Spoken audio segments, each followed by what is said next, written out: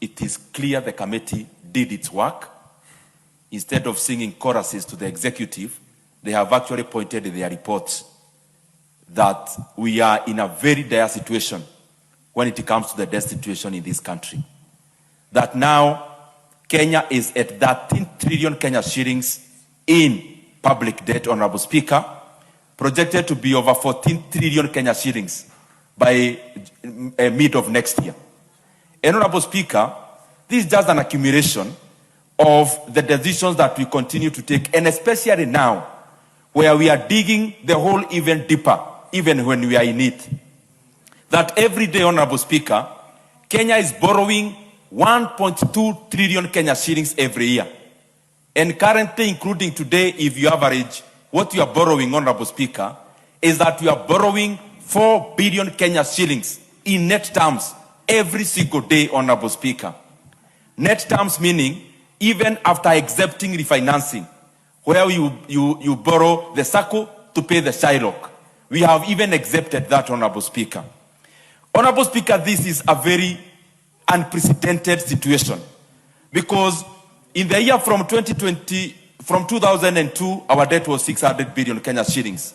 During the reign of President Mwai Kibaki, he borrowed only 1.2 trillion Kenya shillings in his entire 10 years. Honorable Speaker, we are now borrowing more money per year than Honorable Mwai Kibaki borrowed for the entire 10 years, Honorable Speaker. We are now borrowing 500 billion Kenya shillings more than the era of President Uhuru Kenyatta.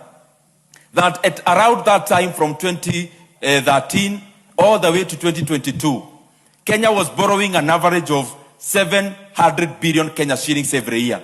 Now we are borrowing 1.2, and especially out of this year, Honorable Speaker. And I ask this government, do you want to break the record of borrowing? I think the better records to break are the records of good governance, not the records of profligate borrowing as we see it now, Honorable Speaker. And what is even more worrying is that whatever I'm reporting before this House is actually what we would call official debt. This government has gone further, something that has never been done ever. That from last year, we have now opened a separate book where we are calling it many names. In one name, it's called securitization. In another name, it's called talanta board. Illegal borrowing. That as we talk before this House today and to Kenyans, that this government is now beyond over borrowing more than all the other previous years.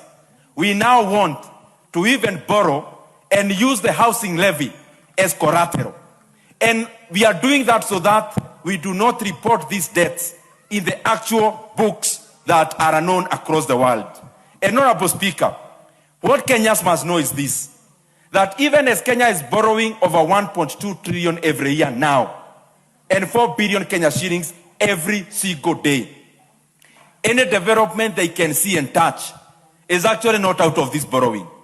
Any ongoing road in Kenya is another loan on the side called securitization, where even the debt committee in this House has never had even a single document relating to that illegal debt.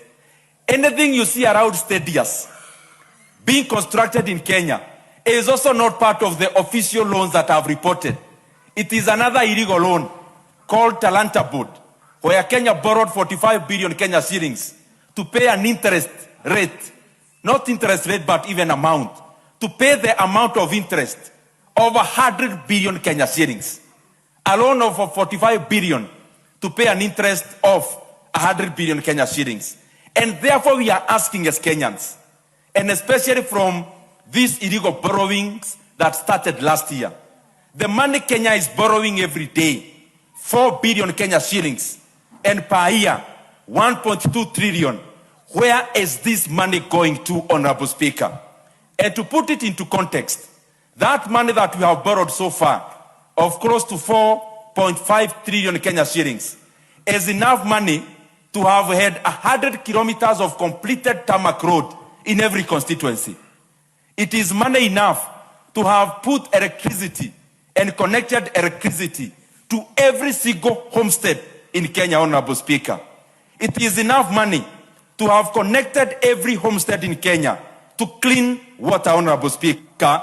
This money is money enough to have made education totally free in Kenya, from nursery, PP1, Honorable Speaker, all the way to the university. And therefore we are asking, this government needs to address Kenyans. This money we are borrowing, where is it going? The second thing is that now we see we are moving away from foreign debt. We are moving away from money we borrow at 3% to borrow domestically at around at double digit.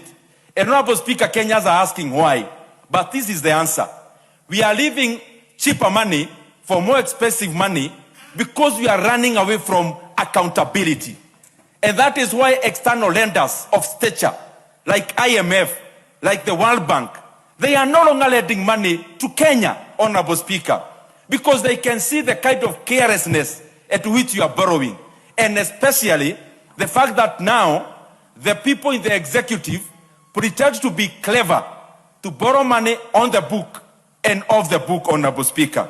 The other thing that I want to highlight as I come to the conclusion, that now our deficit is around 5.5% of our GDP at the beginning of a financial year.